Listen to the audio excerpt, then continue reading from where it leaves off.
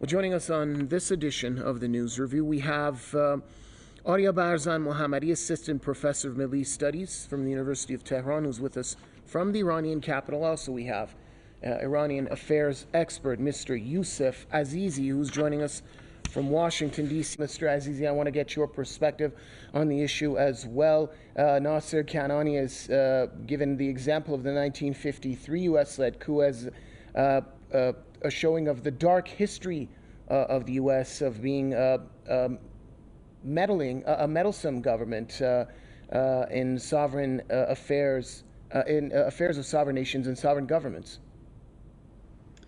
Yeah, I can add up that, the world powers, especially the world hegemon, they don't like to see that the regional hegemon grow up in different areas and different regions of the world. And in the West Asia or Persian Gulf region, or as Western countries said, Middle East, the only country that has the capability to become a regional hegemon is Iran. It's because of the geographical position, the natural resources that it has, and human resources, and many other things like the background, the historical background that this nation has. So I believe that the United States every time justify its intervention as you said, meddling the countries, to meddle in the affairs of the countries, or destabilize the countries, especially the countries that could become the regional hegemon like Iran. So they try to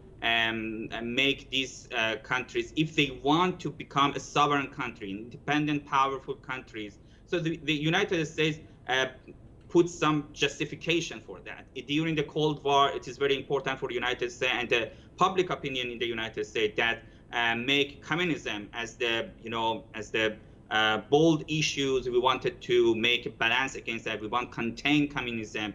And, they teach every day, every year at the schools that, okay, we did the coup against Iranian democratic leader because we believe that there is a threat against us in Iran through the communism. Although we know that the National Front of Iran, they always want to have good relation with the United States. After the Cold War also, if we can see the Middle East, we see that the United States justify its intervention, military and other tools to intervention in the Middle East with the justification of the war on terror or weapon of mass destruction and something like that. So this is the behavior of the global hegemon and the world power to justify their actions, to destabilize the regional power and justify this action in their public opinion of their countries. Right. From Mr. Youssef Azizi as well. Do you think that it's about time the United States realize that it has to drastically change its approach with regards to Iran? Absolutely. If we are seeing what's happening in the world, and again the balance of power politics between the world powers is the forefront of any issues in the world.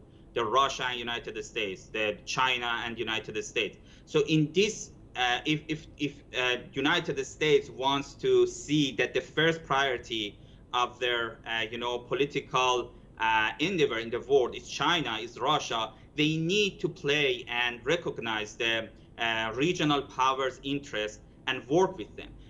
Just as example, if I wanted to mention the recent documents that came out from the National Security Archive of the United States shows that what is happening and what is we witness right now between Iran and United States through the Iran nuclear profile, Iran nuclear program, was happening in a lower level between Shah, the previous regime in Iran, and United States also, about the enrichment in Iran, about the abandoning the European countries to come and sell some technology and nuclear technology to Iran. So all of these shows that United States wants a country in the region, especially Iran as a regional power, that work side by side of the United States interests, and didn't see that Iran has his own interests in the region. Iran wants to make balance between the world powers and use all of the benefits it can from the world powers, not just go to the one side or the other side. So